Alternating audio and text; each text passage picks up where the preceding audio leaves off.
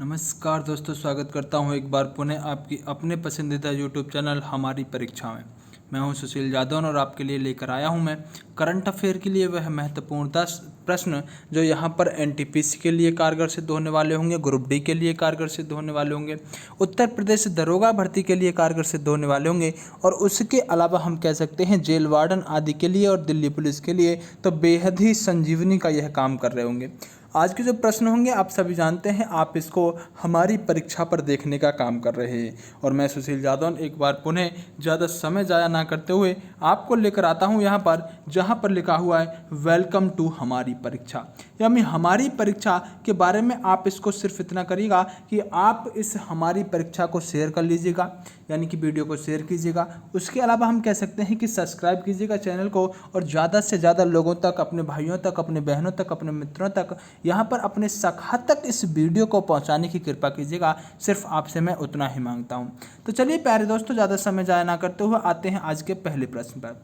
और पहले प्रश्न में क्या कह रहा है, बेहद ही जानदार सा प्रश्न है। कह रहा है कि हाल ही में जो कैबिनेट की नियुक्ति हुई है, नियुक्ति समिति में किसे एडीबी के कार्यकारी निदेशक के रूप में नियुक्त किया गया है। यानी एडीबी के कार्यकारी निदेशक किसे बनाया गया है, इस बात को पूछने का काम कर रहा है। राइट आंसर होगा बी, यानी समीर कुमार को एडीबी के कार्यकारी निदेशक के रूप में यहाँ पर नियुक्त किया गया है। बिल्कुल नहीं भूलेंगे, समीर कुमार।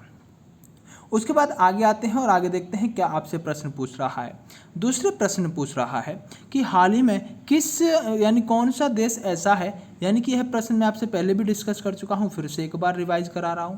हाल ही में कौन सा देश ऐसा है, ऐसा देश बना है जो कि दूसरी बार इसने देशव्यापी लॉकडाउन लगाने का काम किया है। यानी दूसरी बार लॉकडाउन लगाने का काम किसने किया है, इस बात को आपसे पूछ रहा है। आप सभी जानते हैं कोरोना की वजह से यहाँ पर यह सभी प्रक्रिया चल रही हैं। लॉकडाउन का भी यहाँ पर मतलब आपको समझ में आ गया होगा, क्योंकि कोरोना ने यहाँ पर सबको इसका मतलब समझा दिया है। इजराइल राइट आंसर रहने वाला है। इजराइल ने यहाँ पर दूसरी बार देशव्यापी लॉकडाउन लगाने का काम किया है। अगले प्रश्न पर आते हैं और जानते हैं अगले प्रश्न में आपसे क्या पूछना चाह रहा है। पूछ रहा है अगले प्रश्न में यहाँ पर, यानी कि अगले प्रश्न जो यहाँ पर रहने वाला है, हाल ही में किसे यहाँ पर यूरो मनी के द्वारा 2020 के लाइफ टाइम अचीवमेंट्स अवार्ड से यहाँ पर सम्मानित किए जाने का काम किया गया है। कौन सा अवार्ड है मेरे दोस्तों, लाइफ टाइम अचीवमेंट अवार्ड। और कौन रहने वाला है यहाँ पर, राइट आंसर रहने वाला है आदित्य पुरी जी हैं, जिनको यह अवार्ड देने का काम किया गया है। तो बिल्कुल भी नहीं भूलेंगे, आदित्य पुरी जी राइट आंसर रहने वाले होंगे। अगले प्रश्न की तरफ आते हैं और जानते हैं अगले प्रश्न में आपसे क्या पूछना चाहता है। अगला प्रश्न यह रहा आपकी स्क्रीन पर, जो कि इस वीडियो का चौथा प्रश्न होगा। और चौथा प्रश्न होगा तो इसके बारे में क्या जानना चाह रहा है। कह रहा है कि हाल ही में किस देश राज्य यानी किस राज्य सरकार ने यहाँ पर एक अभियान शुरू किया है जिसका नाम है मेरा परिवार मेरी जिम्मेदारी, यानी मेरा परिवार मेरी जिम्मेदारी नामक अभियान किस राज्य सरकार ने शुरू किया है, सिर्फ इस बात को आपसे पूछना चाह रहा है। तो आप कहेंगे कि मेरा परिवार मेरी जिम्मेदारी नामक यहाँ पर जो हम कह सकते हैं अभियान शुरू करने का काम किया है, यहाँ पर महाराष्ट्र सरकार ने इसे शुरू करने का काम किया है। तो राइट आंसर क्या रहेगा, महाराष्ट्र यहाँ पर राइट आंसर रहेगा। इम्पोर्टेंट प्रश्न होगा, महत्वपूर्ण होगा बहुत ज़्यादा, क्योंकि आप जानते हैं ऐसे ही प्रश्न अक्सर परीक्षा में पूछे जाते हैं। तो आइएगा अगले प्रश्न की तरफ आते हैं, जो इस वीडियो का कौन से नंबर का प्रश्न होगा। तो आप कह रहे सर 5वें नंबर का प्रश्न होगा, तो क्यों ना उस पर आया जाए। चलिए आ ही जाते हैं। देखिए 5वें प्रश्न में आपसे पूछ रहा है कि यहाँ पर हाल ही में अमेरिका ने, किसने, हाल ही में अमेरिका ने हिंद महासागर में शांति और सुरक्षा बनाए रखने के लिए किस देश के साथ समझौता किया है। अमेरिका समझौता कर रहा है सर, और हिंद महासागर में यहाँ पर शांति और सुरक्षा बनाए रखने के लिए। तो आप जानते हैं यहाँ पर अमेरिका ने किसके साथ यहाँ पर समझौता करने का काम किया है। राइट आंसर रहने वाला है मालदीव। मालदीव के साथ शांति सुरक्षा बनाए रखने के लिए, और कहाँ पर, हिंद महासागर में यहाँ पर समझौता करने का काम किया है। राइट आंसर होगा मालदीव। अगले छठे प्रश्न पर आते हैं। बहुत अच्छा प्रश्न है, आप सभी इसका आंसर तो जानते ही होंगे, लेकिन फिर भी आपके लिए लेकर आया हूँ। यहाँ पर पेटीएम फर्स्ट गेम्स के किस पूर्व भारतीय क्रिकेटर को अपना ब्रांड एम्बेसडर बनाया है? यानी पेटीएम यहाँ पर जो यहाँ पर रहने वाला है, यानी फर्स्ट गेम्स ने यहाँ पर किस व्यक्ति को यहाँ पर ब्रांड एम्बेसडर बनाने का काम किया है? तो यहाँ पर आप सभी जानते हैं जो यहाँ पर ब्रांड एम्बेसडर बनाए गए हैं, क्या युवराज सिंह यहाँ पर ब्रांड एम्बेसडर बनाए गए हैं? बिल्कुल नहीं बनाए गए। सुनील गावस्कर यहाँ पर ब्रांड एम्बेसडर बनाए गए हैं? बिल्कुल भी नहीं बनाए गए। वीरेंद्र सहवाग भी नहीं बनाए गए। तो राइट आंसर क्या होगा? सचिन तेंदुलकर को यहाँ पर ब्रांड एम्बेसडर बनाए जाने का काम किया गया है। राइट आंसर क्या होगा? सचिन तेंदुलकर। अगले प्रश्न पर आते हैं और 7वें प्रश्न पर आने के साथ साथ आप जरा बात करते हैं प्रश्न क्या पूछ रहा है। प्रश्न पूछ रहा है कि भारतीय विज्ञापन मानक परिषद, कौन सा परिषद? भारतीय विज्ञापन मानक परिषद के बोर्ड ऑफ गवर्नेंस के अध्यक्ष किसे नियुक्त किया गया है? किसके? भारतीय विज्ञान मानक परिषद के। तो राइट आंसर रहने वाला क्या है? सुभाष कामत। सुभाष कामत को यहाँ पर अध्यक्ष चुना गया है भारतीय विज्ञान मानक परिषद के। इंपोर्टेंट प्रश्न होगा, आप सभी याद करेंगे यहीं की यहीं, आपको बहुत अच्छे से यह समझ में भी आ रहा होगा। अगले प्रश्न की तरफ आ जाते हैं जो इस वीडियो का 9वां प्रश्न होगा। और 9वें प्रश्न में आपसे क्या पूछा गया है, जरा एक बार ध्यान देते हैं।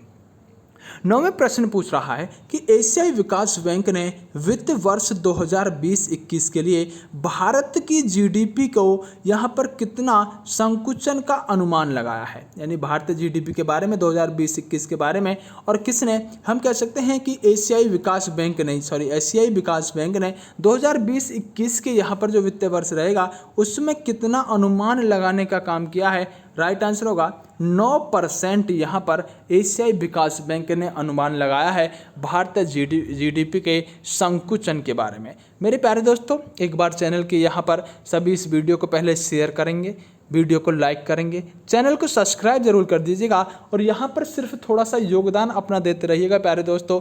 इतना तो आप कर ही सकते हैं सुशील जी के लिए, और आपका मैं बड़ा ही आभारी रहूँगा आप अगर मुझे थोड़ा सा सहयोग करते रहेंगे, क्योंकि आपका यहाँ पर मैं आपसे अगर कुछ मांग रहा हूँ तो सिर्फ सहयोग ही मांग सकता हूँ, उसके अलावा मैं आपसे कुछ नहीं मांग रहा। सिर्फ सहयोग कर दीजिएगा, दोस्तों से चैनल को शेयर करा दीजिएगा, सब्सक्राइब करा दीजिएगा, और आप वीडियो को ग्रुप आदि में अपने में शेयर करते रहिएगा। बस इतना ही आपसे मैं चाहता हूं।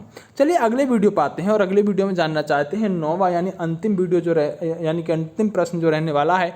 आपसे 9वें प्रश्न पूछ रहा है कि यहाँ पर जो 9वां प्रश्न है यहाँ पूछा गया है कि कौन से राज्य एक विशेष सुरक्षा बल को स्थापित कर रहा है जिसके पास बिना वारंट के तलाशी लेने और गिरफ्तार करने का अधिकार होगा। सर क्या बात कर रहे हो, बिना वारंट के तलाशी लेना, चलो कोई बात नहीं, लेकिन गिरफ्तारी करना भी, इस बारे में ऐसा कौन से राज्य की सरकार करने जा रही है? राइट आंसर क्या होगा? उत्तर प्रदेश ने यहाँ पर ऐसा करने वाली सरकार बनी है। और आप सभी जानते हैं कि मैंने आपसे पहले ही बताया था जब मैं चैनल को शुरू कर रहा था कि चाहे प्रश्नों की संख्या 10 हो, चाहे प्रश्नों की संख्या 10 से कम हो, या प्रश्नों की संख्या 10 से ज़्यादा हो, यानी चाहे प्रश्नों की संख्या 9 हो, चाहे 10 हो, चाहे यहाँ पर 11 हो, लेकिन हमारा उद्देश्य प्रश्नों की संख्या से नहीं होगा। हमारा उद्देश्य होगा कि कंटेंट ज़बरदस्त होना चाहिए। प्रश्न 8 या 9 निकाले जाएँ या 11 या 12 निकाला जाए, लेकिन बहुत ज़्यादा इंपॉर्टेंट प्रश्न हो। इसलिए आज मैं आपके लिए 9 ही प्रश्न लेकर आया हूँ जो बेहद ही मुझे ज़्यादा महत्वपूर्ण लगे थे। अगर मैं पिछले वीडियो की बात करूं तो माउस की खोजकर्ता के बारे में मैंने आपसे पूछा था, जो यहाँ पर बहुत सारे हमारे भाइयों ने सही एकदम उत्तर दिया है। यहाँ पर मयंक चौधरी मुजफ्फरनगर के जाट हैं जिन्होंने एकदम सही आंसर दिया है। उसके अलावा जसमीत मंचौक ने हमें नंबर भी दिए हैं और सेशन को भी बहुत अच्छा बताया है। रोमित जी यहाँ पर राइट आंसर देने वाले व्यक्ति हैं, अच्छा लिखा है।